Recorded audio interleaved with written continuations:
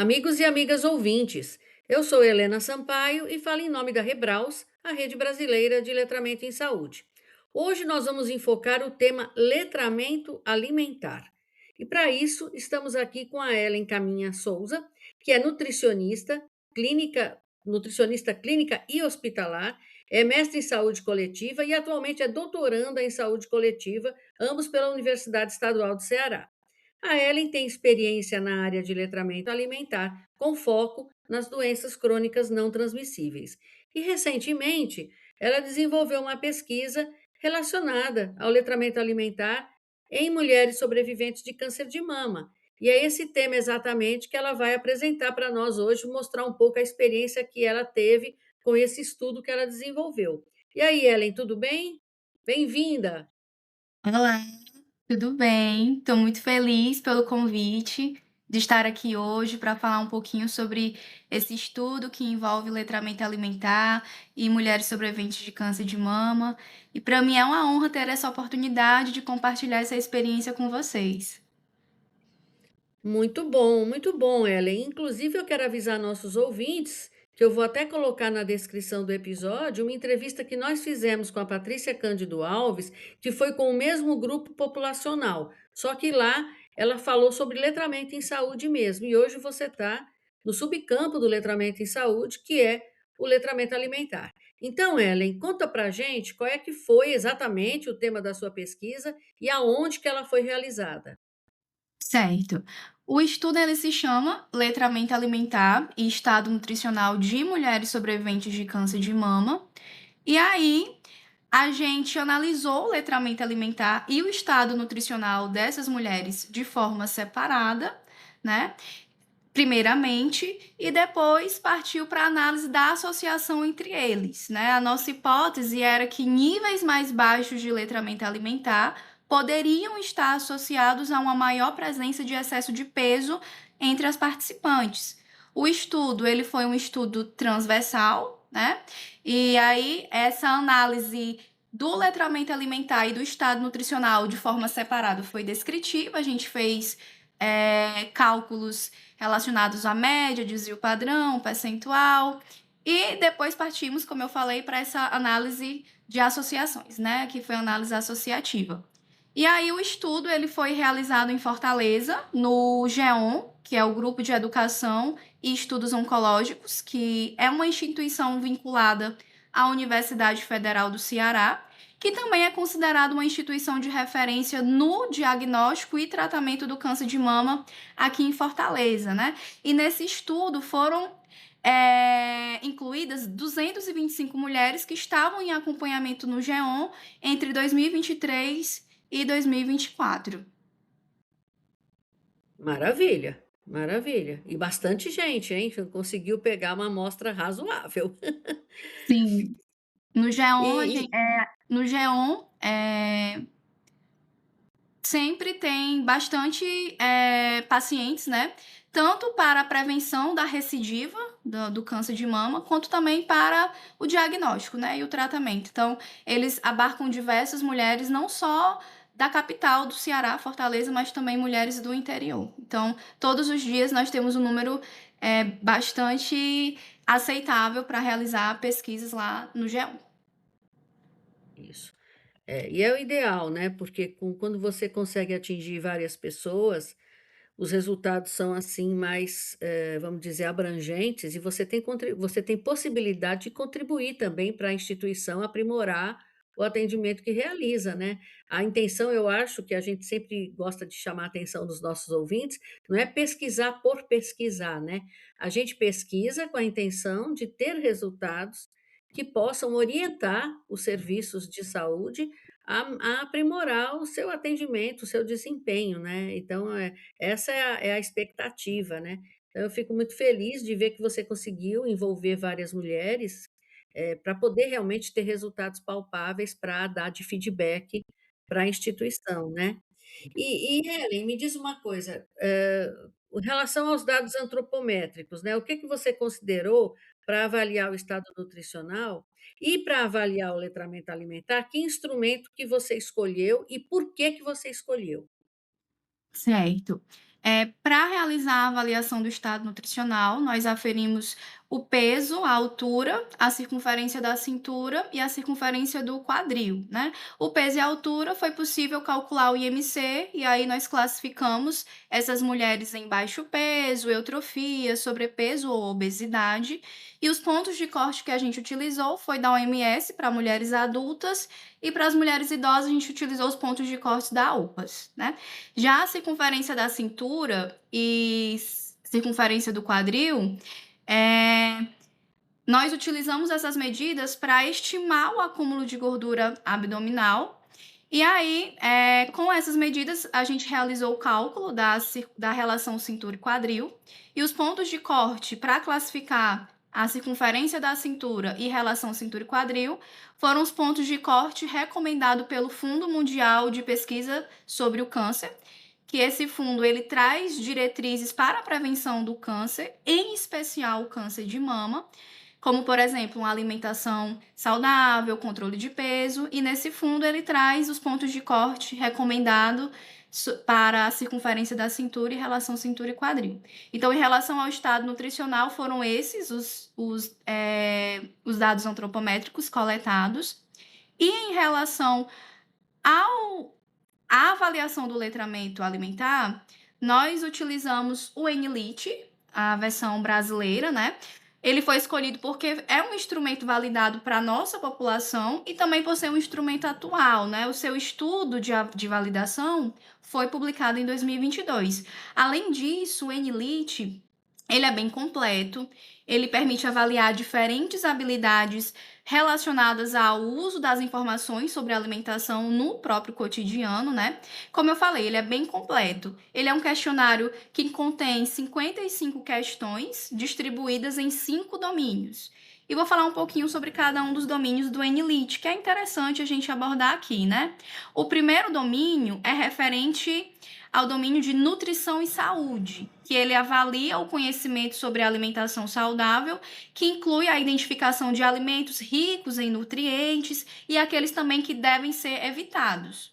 Já o segundo domínio, ele aborda o conhecimento sobre macronutrientes, ou seja, os carboidratos, proteínas, gorduras. O terceiro domínio, que inclusive foi o domínio que apresentou maior, que as participantes apresentaram maior dificuldade, né, de entender, né, e teve menos acertos, que eu vou falar um pouquinho mais na frente, que se trata do domínio de rótulos de alimentos e números, onde ele avalia a interpretação de informações nutricionais em rótulos de alimentos, como as calorias, gorduras, carboidratos, a partir da figura de um rótulo de um macarrão instantâneo. Então, durante a entrevista com as participantes, né, a gente distribuía essa figura desse rótulo, e aí as respostas das perguntas estavam dentro desse rótulo do macarrão instantâneo. Já o quarto domínio envolve o reconhecimento de grupos alimentares, que avalia o conhecimento sobre a classificação dos alimentos em grupos alimentares. E o quinto e último domínio é referente às habilidades enquanto consumidor.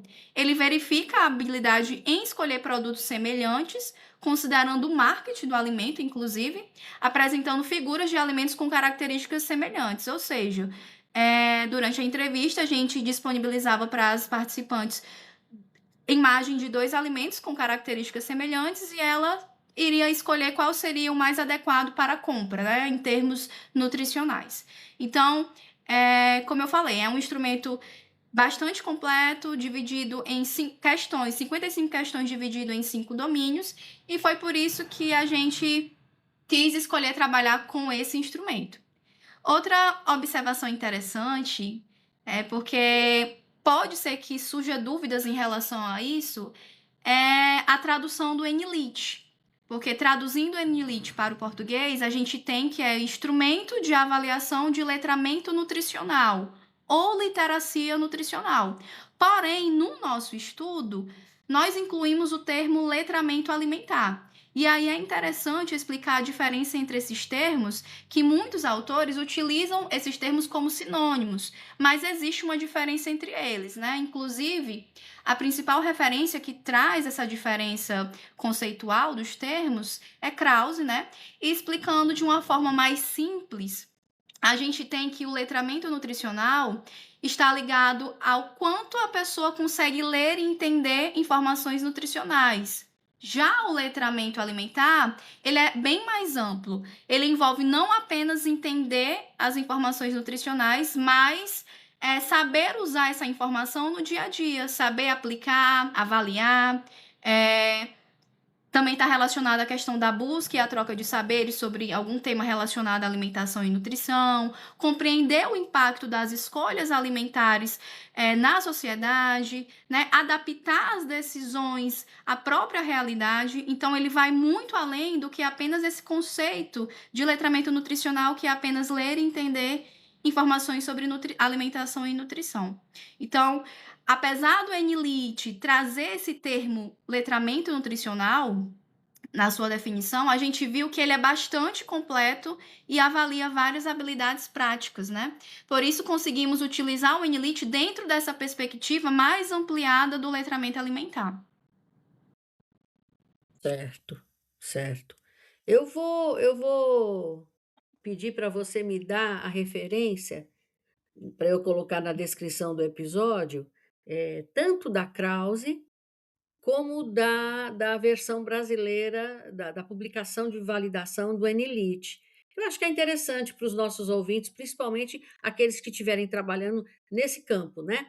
Aí, se você me Isso. der depois, eu aproveito e coloco na descrição do episódio, para o pessoal conhecer um pouco mais, mas realmente, você fez bem de elucidar essa diferença, porque eu tenho ouvido muito também, até porque como os instrumentos não são novos, né, apesar da validação para nós foi nova, mas os instrumentos não são novos, né. Então o termo tradicionalmente usado era letramento nutricional, né.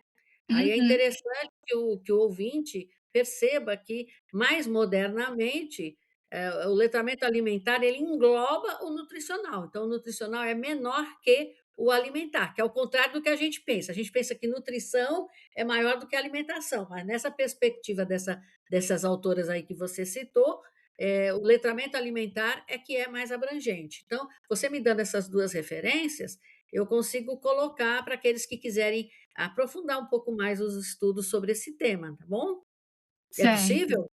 Sim, com certeza. Então pronto, então vamos partir bom, você explicou, né, que vo como é que você avaliou o estado nutricional, você explicou qual foi o instrumento que você usou, é um instrumento, comprido, né, porque são 55 perguntas, né. Me fala agora então um pouquinho sobre os resultados, o que que o seu estudo encontrou em relação ao estado nutricional das mulheres avaliadas? Bem, nós conseguimos observar no estudo uma alta prevalência de excesso de peso. Cerca de 65% das mulheres que estavam participando da pesquisa estavam com sobrepeso ou com obesidade. E, além disso, quando nós avaliamos o acúmulo de gordura abdominal pela circunferência da cintura e relação cintura e quadril, os números também chamaram bastante atenção. Mais da metade das participantes tinham a relação cintura e quadril aumentada. E mais de 70% dessas participantes apresentaram também a circunferência da cintura elevada. Então, esses números, esses resultados, eles comprovam que já existe na literatura, que essa relação da presença de excesso de peso e acúmulo de gordura corporal com câncer de mama. Então, é um dado bastante preocupante, né? Esse excesso de peso em mulheres com câncer de mama. Até porque, especificamente, seus dados estão indo acima da realidade nacional, né, quer dizer, é uma realidade provavelmente desse grupo populacional, né, mostrando essa relação, né. E é importante você trabalhou com mulheres com câncer de mama. O estado nutricional alterado como está, ele também é um fator para a recidiva da doença? Sim, com certeza. É tanto que os profissionais, eles até estimulam essa questão do hábito de uma alimentação saudável para prevenir a recidiva da doença. Inclusive, como o Fundo Mundial de Pesquisa sobre o Câncer traz essas recomendações, de ter um controle de peso, ter uma alimentação saudável, para poder prevenir a recidiva da doença. Certo, certo. Bom, você falou que encontrou uns dados piores num dos domínios aí do Enilite, né, mas então Isso. quais foram os seus principais achados em relação ao letramento alimentar? Bem, antes de falar sobre os resultados, eu gostaria de deixar esclarecido que a versão brasileira do Enilite, ele não possui um ponto de corte próprio para definir o que é adequado ou inadequado. Então, nós utilizamos a referência do instrumento original, que tem os pontos de corte, porém, essa referência, esse estudo original, ele contém mais questões. A versão brasileira do Enilite tem 55 questões. Já a versão original, ao todo são 64 questões. E aí nós fizemos um cálculo proporcional e chegamos em um número, né? Então, a partir dessa adaptação, consideramos que 38 acertos ou mais indicariam o letramento adequado e abaixo disso, inadequado, né? 38 questões de 55 questões, certo? Só para deixar esclarecido isso. E quando nós analisamos o letramento alimentar das participantes, no geral, não por domínio, observamos que mais da metade das participantes apresentou um nível inadequado de letramento e a média geral de acertos foi 35 questões, no total de 55 questões.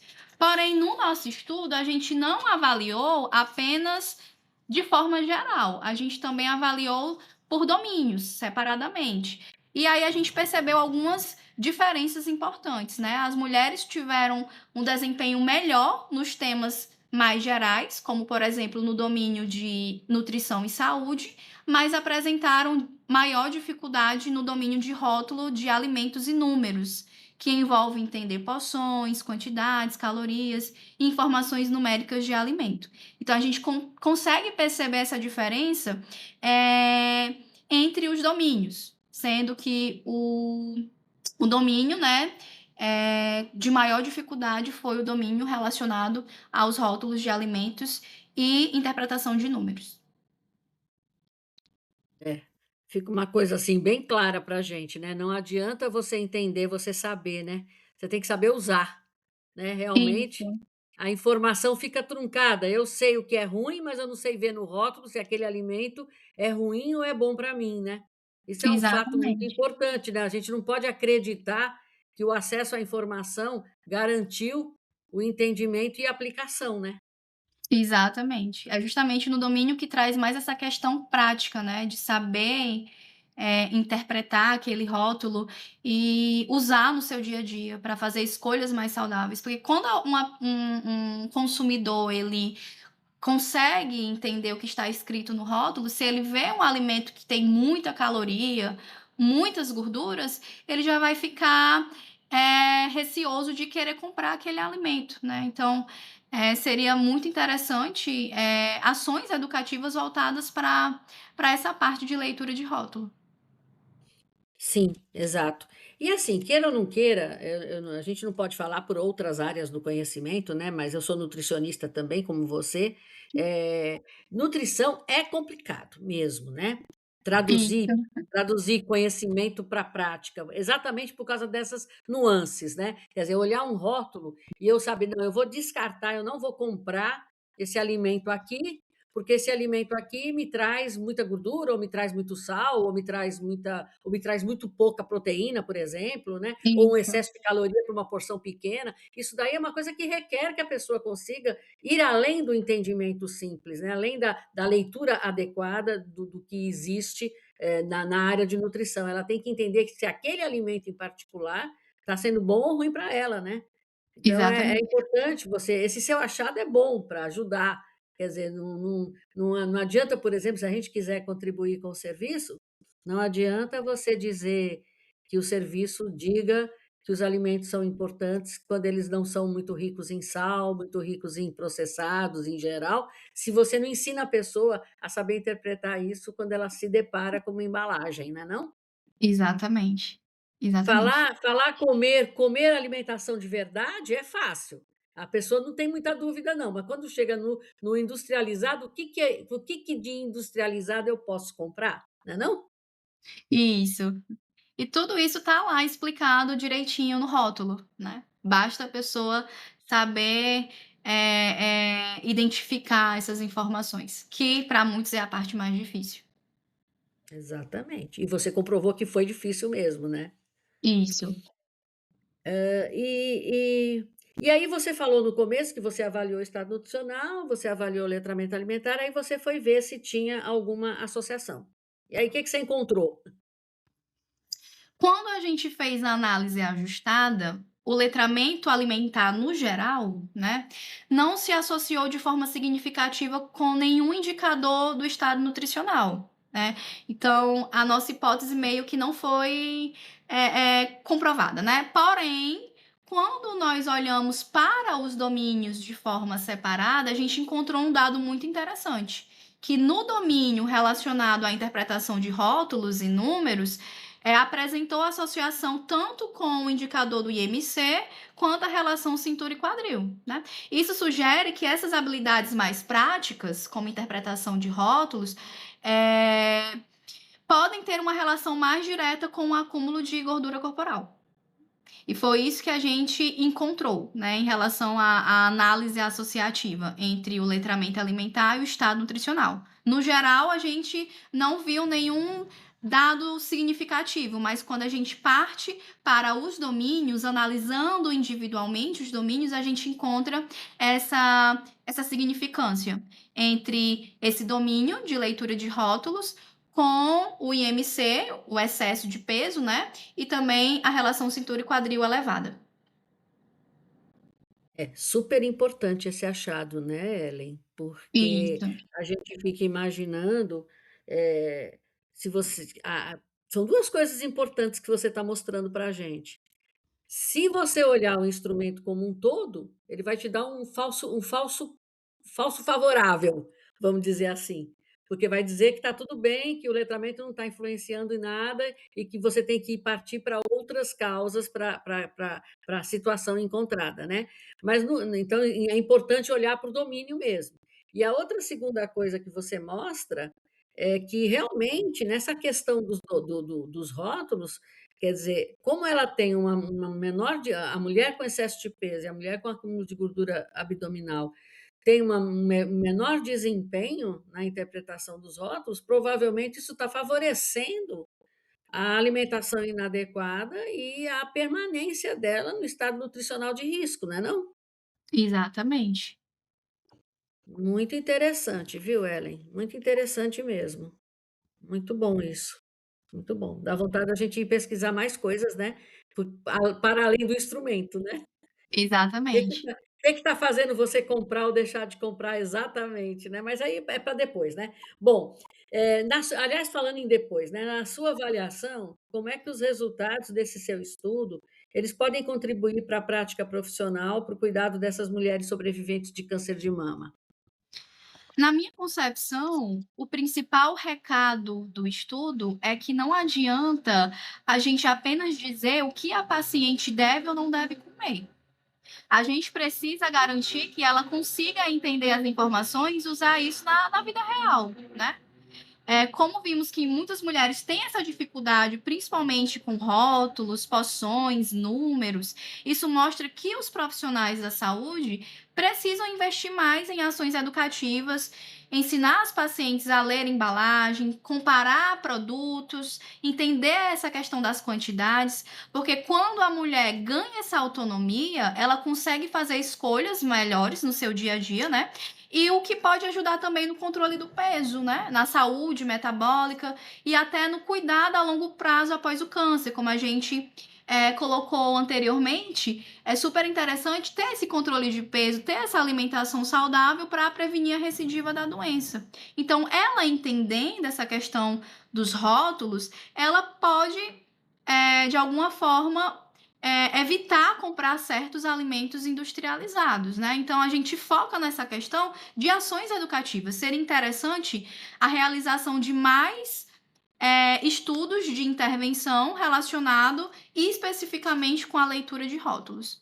E aí tentar fazer com que essas mulheres não só aprendam a entender os rótulos, mas também mudar os seus hábitos alimentares. E é isso. Legal, muito legal, Ellen. Bom, você acabou de acabar, né, o seu mestrado e enveredou logo para o doutorado. Você já submeteu artigos desse seu estudo para alguma publicação?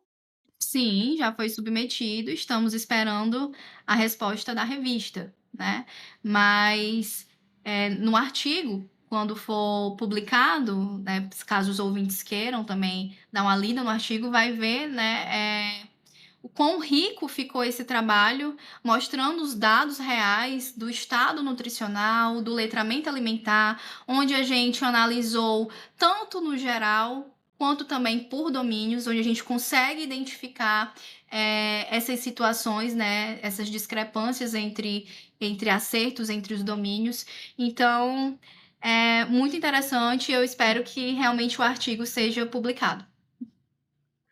Maravilha. Bom, pelo teu nome a turma pode procurar neste ano, que deve sair, mas assim, além disso, se você quiser, você pode usar o canal aqui da Rebraus, que a gente também comunica aos ouvintes que já tem essa publicação, disponível.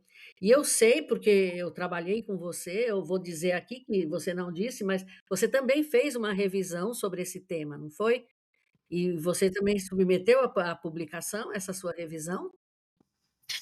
Em relação ao letramento alimentar, não é isso? Exatamente. Foi feita uma revisão de escopo para ver o que é que a gente encontra na literatura, estudos relacionados ao letramento alimentar em mulheres sobreviventes de câncer de mama. E essa revisão, ela mostrou que existem pouquíssimos estudos, muito pouco, relacionados a essas temáticas de letramento alimentar e câncer de mama, né? No geral, foi incluído na pesquisa apenas 5 publicações, né? E uma delas nem está diretamente relacionada ao letramento alimentar, está relacionada ao letramento em saúde, porque quem conhece um pouco sobre letramento em saúde sabe que existem alguns instrumentos que dentro dele tem alguma parte ali relacionada à alimentação, né? Mas nessa revisão de escopo, apenas 5 estudos foram incluídos na revisão, sendo que foi feita uma busca bem rebuscada mesmo nas bases de dados, foram 7 bases de dados e adaptando os termos de busca para encontrar o máximo de artigos possíveis e relacionados ao tema, mas existem pouquíssimas publicações sobre o letramento alimentar e o câncer de mama. E dentre esses estudos, não tem nenhum estudo nacional brasileiro. Todos de outros países. Tá vendo só? Tá aí um campo de pesquisa imenso aberto para o pessoal estudar, não é não? E Exatamente. estamos loucos para ver os resultados desses 5 que você incluiu. Vamos torcer para essa publicação sair logo também. Com certeza. Vale muito a pena, estar disponível para publicação, para o pessoal ver o quanto é importante, né, trabalhar com câncer de mama e também o letramento. Isso, muito legal. E, bom, eu terminei aqui as perguntas que eu tinha para você, Ellen. Você ainda quer acrescentar alguma coisa que eu não tenha perguntado? Ou tá Bem, tudo ok? alguns ouvintes podem ter dúvida em relação ao título, né. Eu acredito que no podcast com a Patrícia, ela esclareceu isso, mas vale a pena relembrar a questão do termo sobreviventes, porque está presente no título, que é letramento alimentar, estado nutricional de mulheres sobreviventes de câncer de mama, né. E a questão do termo sobrevivente, que muitas pessoas ainda acham que sobreviventes de câncer são apenas aquelas pessoas que passaram pelo tratamento, se curaram e não chegaram a óbito, mas as novas referências trazem que sobreviventes de câncer são aquelas pessoas que descobrem o câncer, né, antes mesmo de começar a fazer o tratamento. Então perpassa toda essa etapa, o diagnóstico, o tratamento, o convívio com a doença, né, e a prevenção da recidiva. E são considerados sobreviventes. Só para deixar esclarecido aos ouvintes em relação ao título da pesquisa. Perfeito, fez muito bem, até porque nem todo mundo escuta os 2 programas, e aí é importante fazer essa diferenciação, porque para algumas pessoas esse termo é agressivo, mas não é, é um termo que se usa, né. A gente acaba usando Exatamente. porque está publicado assim, né. Isso. Eu ouvi o podcast com a Patrícia, o trabalho dela é super interessante, vale a pena, né, quem não escutou ainda, vale a pena escutar, porque é um trabalho muito rico de intervenção, de podcasts educativos, e vale a pena saber um pouquinho como foi essa pesquisa. Beleza, beleza.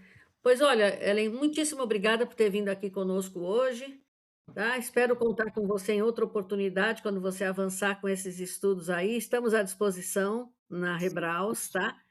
Quero também agradecer nossos ouvintes, porque, como eu sempre repito aqui, sem medo de ficar cansativa, eles são os responsáveis pela permanência no ar, no podcast da Rebraus, eles é que fazem nosso podcast crescer, eles é que estimulam a gente a procurar cada vez mais especialistas para vir dar um pouco da sua experiência, dos seus trabalhos aqui para nós.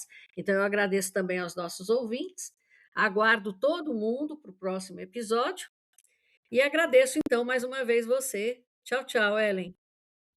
Eu que agradeço, muito feliz pelo convite. Tchau, tchau.